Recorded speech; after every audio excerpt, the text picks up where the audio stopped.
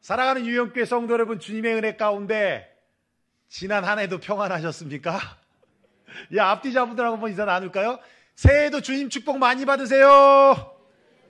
예, 새해도 주님 축복 많이 받으세요. 예, 우리 송구영신 예배 오신 분들은 뭐 인사했지만 그렇지 못하신 분들도 계시잖아요. 그러니까 우리 새해 인사하는 게 맞을 것 같아요. 예, 아무튼 새해도 건강하게 여러분들을 뵈서 너무너무 감사합니다. 오늘 본문의 말씀을 통해서 제가 better 그러면 여러분은 together 하는 거예요. 아시겠죠? 아시겠죠? better. 아이, 왜 안 따라해? better together라니까 함께하면 좋다니까. 이것도 안 하냐? 아이, 다시 해볼게요. better. 네, better together라는 제목으로 하나님의 말씀을 선포하겠습니다. 서로 다른 사람들이 힘을 합쳐서 한 공동체를 이루었을 때 각각 지닌 힘의 합 이상의 효과를 내는 것을 시너지 효과라고 하고요. 또 상승작용의 효과라고 합니다. 예를 들면 1 플러스 1은 2인데 그 이상의 수인 3, 4 이상이 되는 것을 말하는 것이죠. 실제로 평균적으로 훈련된 말 한 마리가 끌 수 있는 무게가 4톤 정도라고 해요.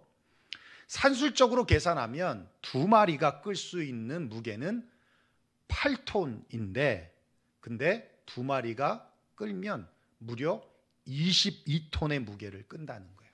예. 이렇게 연합을 하여 얻을 수 있는 힘, 이걸 시너지 효과 혹은 상승작용 효과라고 합니다. 그런데 반대로 역시너지 효과도 있어요. 각각의 가치의 합보다 작게 나오는 경우이죠. 가령 2마리가 함께 끌 때 최소로 8톤의 무게를 감당해야 되는데 서로 눈치 보면서 힘을 안 쓰면 그렇지 못한 결과를 얻을 수 있게 된다는 거예요. 이게 바로 역시너지 효과라고 하는 겁니다. 실제 뉴스에 난 사건인데요. 시골에서 두 청년이 서울로 공무원 시험 보려고 노량진으로 왔어요. 노량진에 공무원 학원이 많으니까 그래서 같이 학원도 다니고 또 고시원에서 같이 살기도 하면서 시험을 준비했습니다. 그런데 불행하게도 한 청년은 필기 시험에서 합격하고 다른 한 청년은 필기 시험에서 떨어진 거예요. 합격한 청년은 합격해서 좋아할 수도 없고 또 떨어진 청년은 또 떨어졌다고 너무 슬퍼할 수도 없는 그런 상황이 된 것이죠. 근데 얼마 후에 붙은 청년이 체력잔 시험을 보러 가는데 떨어진 청년이 자기가 같이 가주겠다. 좋잖아요. 그죠? 얼마나 좋아요. 그래서 같이 갔어요. 시험장 문 앞에서 이 떨어진 청년이 음료수를 하나 주면서 이거 먹고 힘내. 에너지 드링크를 준 거예요. 먹고 힘내. 그러니까 너무 고맙잖아요. 그냥 그 자리에서 까서 먹었습니다. 그리고는 들어갔는데 얼마가 지난 후에 몸에 경련이 일어나면서 쓰러지게 된 거죠. 그러니까 그 시험장에서 난리가 난 거예요. 막 사람이 오고 막 응급처치하고 119 신고해가지고 앰뷸런스에 실려서 병원에 갔는데 다행히도 생명에는 이상이 없었습니다. 그리고 나중에 알고 봤더니 떨어진 청년이 그 음료수병에 약을 탄 거예요. 넣지 말아야 될 약을. 그래서 경찰 조사를 받았는데 왜 약을 탔냐라고 그랬더니 그러더랍니다. 시기심이 나서 자기도 모르게 했다라고. 이렇게 시기심이라는 것은 참 무서워요. 이뿐만 아니라 욕심, 이기심 이런 것들이 침입이 되면 두 이상이 합해서 나타나는 시너지 효과보다는 역시너지 효과가 나타난다는 겁니다. 제가 한국에 있을 때 참 많은 작은 교회들이 유행처럼 연합할 때가 있었어요. 그러니까 같은 교단인데 주변에 가까운 데에 있는 교회, 작은 교회, 미자립 교회들이 서로 연합을 하는 거예요. 그래서 같이 모여서 하나로 예배를 드리는 거죠. 그렇게 해서 한 교회가 나오는 거예요.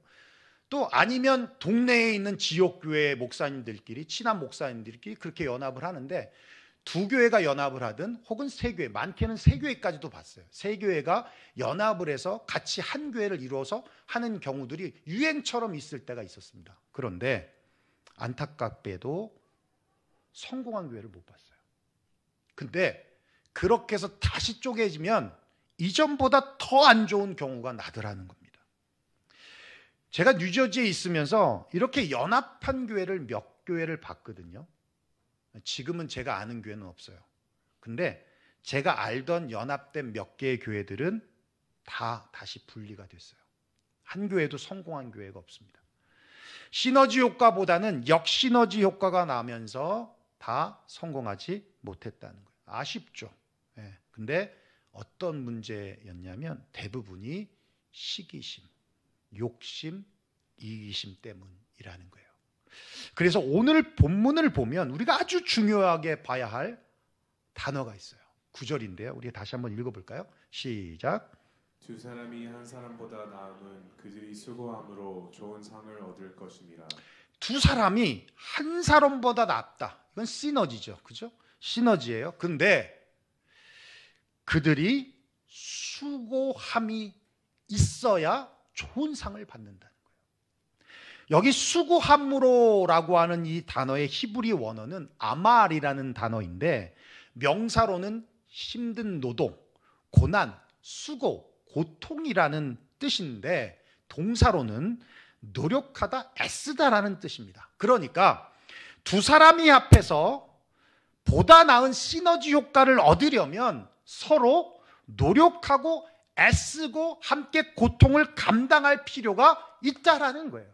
이게 안 되면 오히려 시너지가 아닌 역효과가 날 수 있다라는 겁니다. 그래서 올해 우리 표가 뭡니까? 우리 다시 한번 외쳐볼까요? 제가 배럴하면 여러분이 뭐라고요? 한번 해볼게요. 시작. 배럴! 다시. 함께 하자고. 나만 하면 창피하잖아요. 이거 나만 하면 창피하잖아. 같이 하면 창피하지 않은 거야. 그렇죠? 배럴 두 개. 다시. 배럴! 두 사람 안에서 다시. 배럴! 그렇습니다. 배럴 투게더 하자. 혼자 하는 것보다 함께 하는 것이 더 낫다. 더 좋다라는 의미도 있는데 그보다 더한 거는 함께하면 강해진다. 함께하면 더 강해지는데 엄청난 시너지 효과로 강해진다라는 뜻이에요. 그런데 우리가 better together라고 외치면서 나만 아니면 돼, 나만 잘 되면 돼 라고 하는 마인드를 가지고 이기심과 시기심과 욕심을 부리면 오히려 역시너지 효과가 나면서 better together가 아니라 worse together가 된다라는 겁니다. 그러므로 better together가 되기 위해서는 우리 서로 수고함이 필요해요. 서로의 내려놓음이 필요하고 서로의 짐을 함께 지면서 서로 이해하고 배려하고 헌신하고 희생함이 필요하다라는 겁니다. 그러면 이렇게 함께 하게 되면 어떤 유익이 있냐면 첫째는 그거예요. 다시 일어날 힘을 얻게 된다는 겁니다. 우리 10절 한번 읽어볼까요? 시작. 혹시 저희가 넘어지면 하나가 그 동물을 붙들어 일으키려니와 홀로 있어 넘어지고 붙들어 일으킬 자가 없는 자에게는 화가 있으리라. 예. 가득이 왜 이렇게 잘 읽냐? 진짜. 너무 잘 읽는다. 깜짝 놀래네. 예.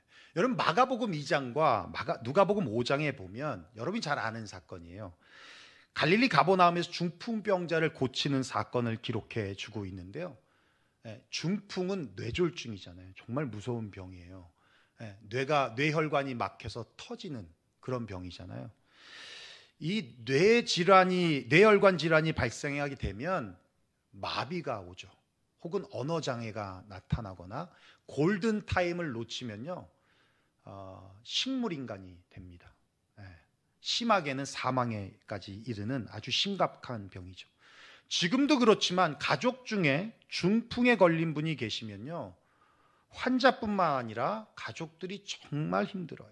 우선 환자가 몸을 가눌 수가 없으니까 경제적 활동을 할 수 없죠. 그러니까 경제적 고통이 따르고요.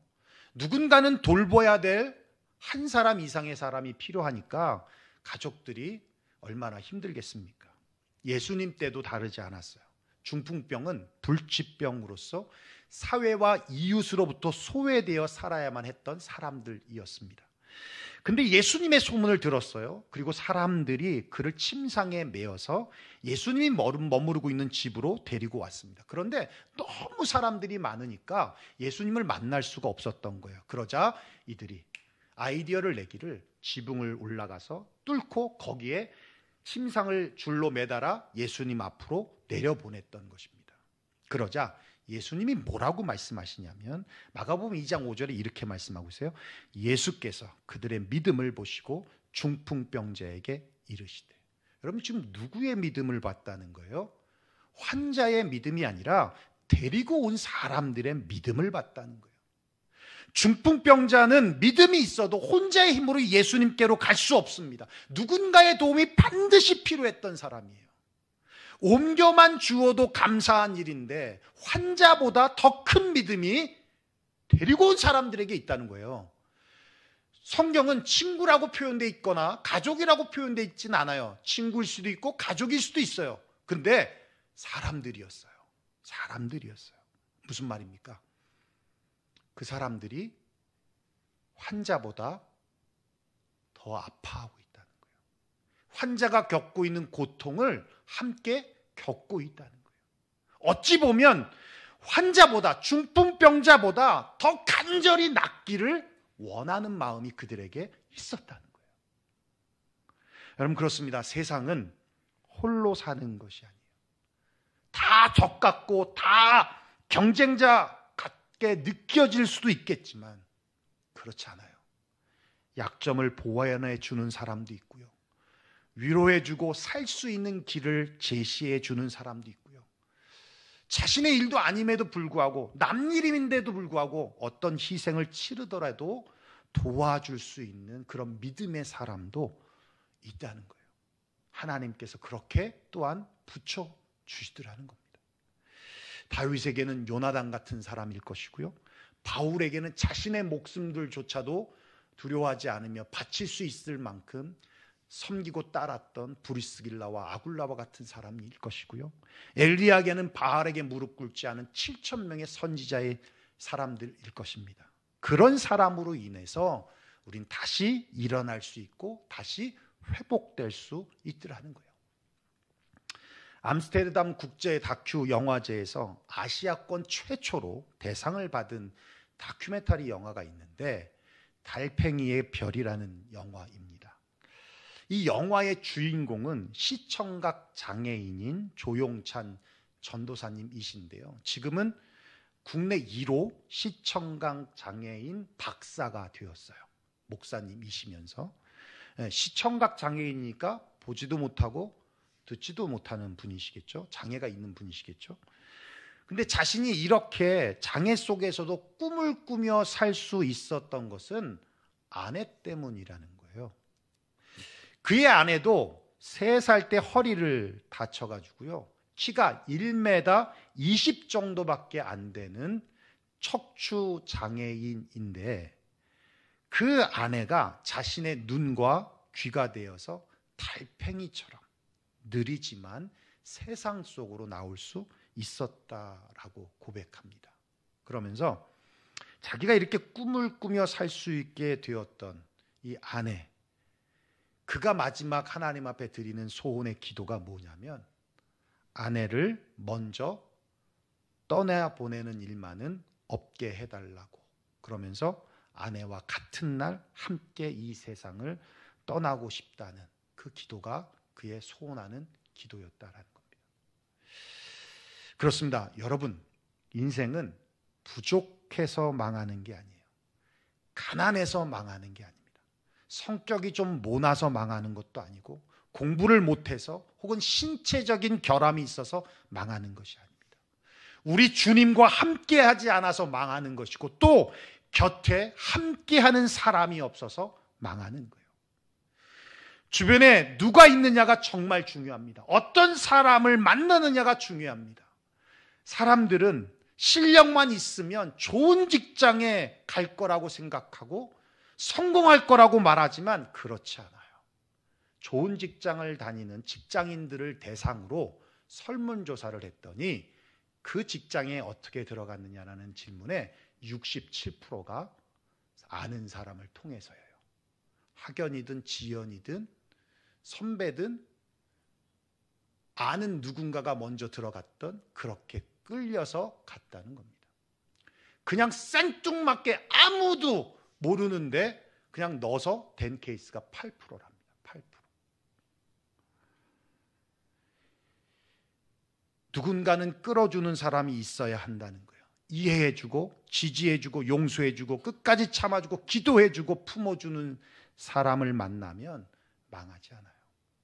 왜냐하면 붙들어 일으켜주기 때문에. 우리 10절 다시 한번 읽어볼까요? 시작. 혹시 저희가 넘어지면 하나가 그 동물을 붙들어 일으키려니와 홀로 있어 넘어지고 붙들어 일으킬 자가 없는 자에게는 화가 있으리라. 예, 이렇게 함께하는 그 누군가가 있으면 다시 일어날 힘을 얻습니다. 그래서 better together, 더 강해지는 거예요. 두 번째로 함께하면 어떤 유익이 있냐면 삶이 따뜻해지더라는 거예요. 우리 11절 한번 읽어볼까요? 시작. 두 사람이 함께 누우면 따뜻하거니와 한 사람이 즉시 따뜻하라. 네. 여러분, 황제 펭귄은요 남극에 사는데요, 이 남극의 추위를 견디기 위해서 서로 밀착하는 행동을 하는데 이를 허들링이라고 합니다. MBC 방송에서 제작한 남극의 눈물이라고 하는 다큐멘터리에도 소개되었는데, 남극의 한겨울은요 보통 영하 60도에서 70도예요. 특별히 강풍까지 불면요 최대 90도까지 내려갈 정도로 극강의 추위가 있는 곳입니다. 보통 동물들은 추우면 따뜻한 곳으로 이동을 하게 되어져 있어요. 그런데 펭귄들은 오히려 추운 곳에 찾아간다는 거예요. 그 이유가 천적을 피하기 위해서라는 거예요. 그들의 생존 방식이죠. 인간이 살 수 없는 그 한계점의 마이너스 온도에서 펭귄들은 여러분 사진을 보아 알듯이 서로 몸을 빗대면서 촘촘히 포개어 원을 만듭니다. 그리고는 바깥쪽 펭귄이 안쪽 펭귄들을 보호하면서 얼마 동안 바깥쪽 펭귄들이 체온이 떨어지면 다시 안쪽에 있는 펭귄들이 바깥쪽으로 나아가서 체온들을 서로 유지 보호해 주는 거예요. 이걸 허들링이라고 합니다. 정말 놀라운 것은 이렇게 안쪽의 온도가 몇 도가 되는지 아십니까? 무려 영상 20도에서 37도까지 올라간다는 거예요. 네. 누가 가르쳐 주지도 않았는데 동물들도 본능적으로 추위를 견뎌내는 방법을 알도록 하나님께서 디자인하셨다는 거예요. 동물도 그런데 사람은 오죽하겠습니까? 두 사람이 함께 누우면 따뜻하거니와 한 사람이면 어찌 따뜻하겠냐. 예, 한 사람은 따뜻해 줄 사람, 따뜻하게 해줄 사람이 없어요. 자신의 체온을 올릴 방법이 없습니다. 기온이 떨어지면 자신의 체온도 떨어지는 게 당연한 거예요. 그런데 두 사람이면, 아니 그 이상 함께하면 다르다는 겁니다. 기온이 떨어져도 체온을 유지할 수 있습니다. 아니 한 사람의 체온이 떨어져도 다른 한 사람으로 말미암아 그 체온을 올릴 수 있더라는 거예요. 1995년 10월 17일 매사추세츠 메모리얼 병원에서 쌍둥이가 태어났는데요, 카일이라는 아이와 브리엘이라는 아이가 태어났어요. 둘 다 여자아이입니다. 이 두 아이는 예정일보다 무려 12주 빠른, 약 3달 빠른 조산아들이었어요. 그러면 어디로 가요? 인큐베이터로 가죠. 쌍둥이 중에 하나인 카이리는 인큐베이터에서 아주 잘 자랐습니다. 그런데 브리엘이 심장에 결함이 있어서 의사들이 부모가 충격을 받지 않도록 미리 고지를 해줬어요. 이 아이는 죽을 수도 있다. 아니나 다를까 브리엘은 의료진들이 애를 쓰고 수고를 했음에도 불구하고 점점 더 나빠져서 죽기 직전의 상태까지 갔습니다. 그때 이들을 안타깝게 돌보던 19년 차 간호사가 오래전 배웠던 미숙아 치료법이 생각이 나서 건의하기를 쌍둥이 아이를 한 인큐베이터에 넣는 건 어떻겠냐는 제안을 한 거예요. 사실 이건 병원 규정상 안 되는 일이었는데 닥터가 그 얘기를 듣고는 지푸라기라도 잡는 심정으로 그래 해보자. 그리고는 부모에게 동의를 받았습니다. 그리고 그 아이를 카이리를 그 브니엘에게 넣었어요. 근데 그 순간 놀라운 일이 일어나는 거예요. 갑자기 건강한 카이리가 연약한 브리엘의 팔을 감싸 안아주는 거예요. 엄마 뱃속에 있을 때처럼 감싸 안아주었을 때 놀라운 기적이 일어나는데 브리엘은 빠른 속도로 안정을 찾았고 맥박뿐만 아니라 각종의 생명 수치들이 급속히 정상 수치로 향해 움직이기 시작하면서 결국 브리엘이 살아났습니다. 이 이야기는 외신으로 보도가 돼서 미 전역을 넘어 전 세계인들에게 감동과 희망의 메시지를 주게 됐어요. 신생아조차도 함께 체온을 나누니까 죽어가는 동생이 살아나는 역사가 나타나더라. 이건 결코 혼자서는 할 수 없는 역사입니다. 그런데요, 이런 기적이, 이런 동일한 기적이 성경에 기록되어 있어요. 열왕기 4장에 보면 수넴 여인에 대한 에피소드가 기록되어 있는데 수넴 여인에게는 한 아들이 있었습니다. 근데 그 아들이 어떤 이유인지 모르게 시름시름 앓다가 죽게 되었어요. 그러자 이 수넴 여인은 한 걸음에 엘리사를 찾아갑니다. 갈멜산에 있는 엘리사를. 그리고는 엘리사를 집으로 모셔와요. 아이가 작은 방 침상 위에 싸늘한 시신이 되어 누워 있었습니다. 그를 보자 엘리사는 문을 닫고 하나님 앞에 기도했어요.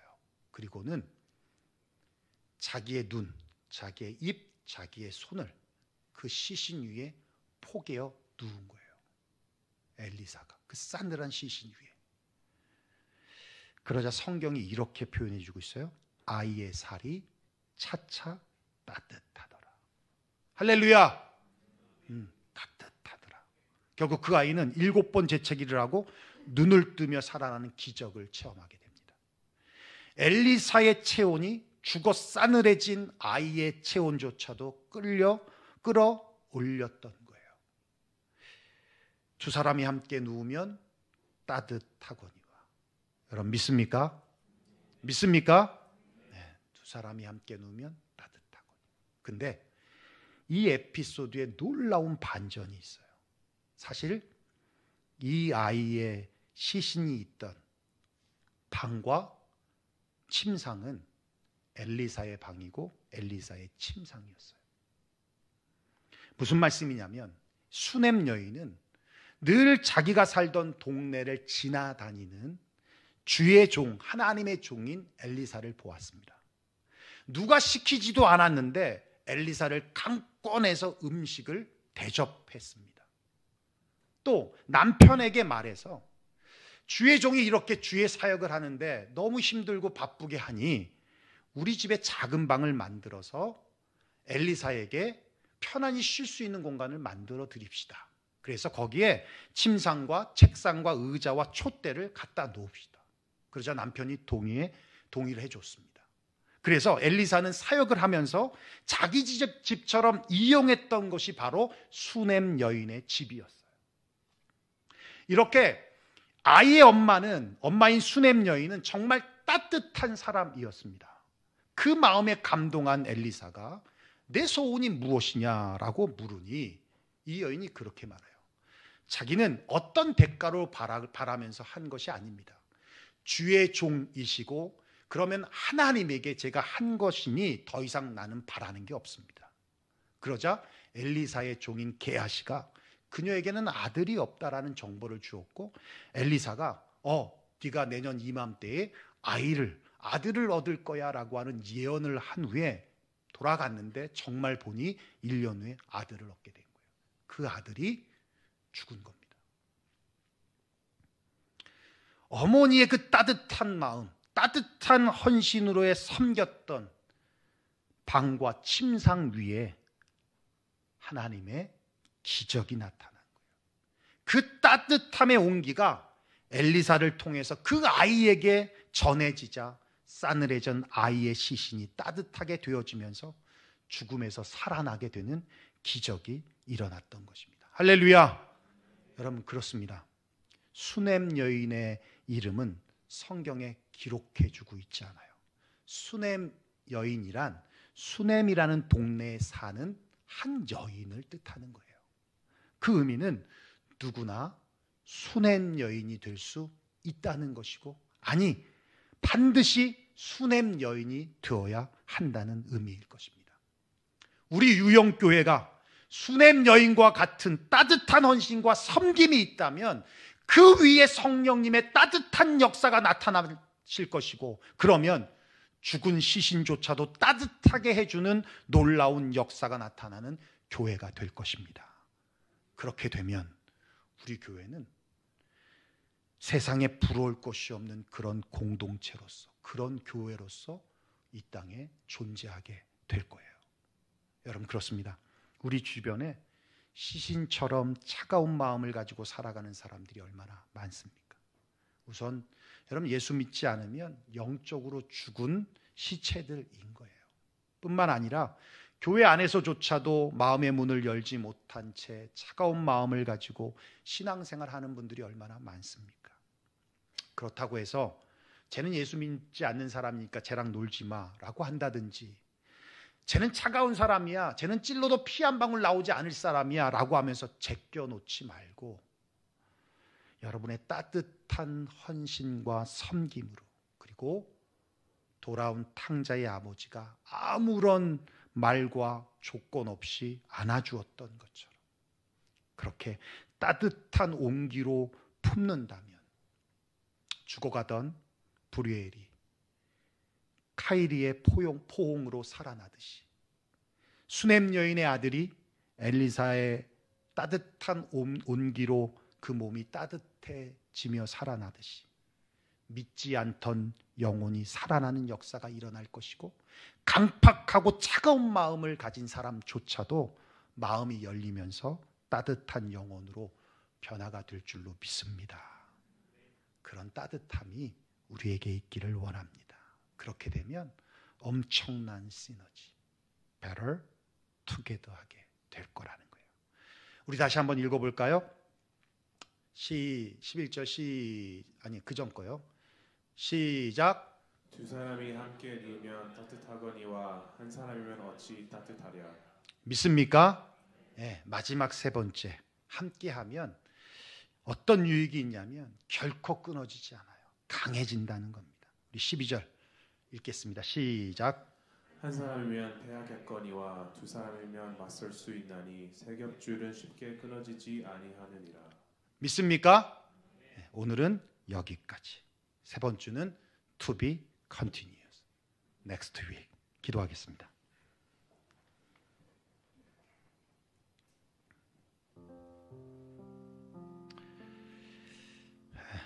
2024년도 우리에게 주신 주님의 메시지입니다.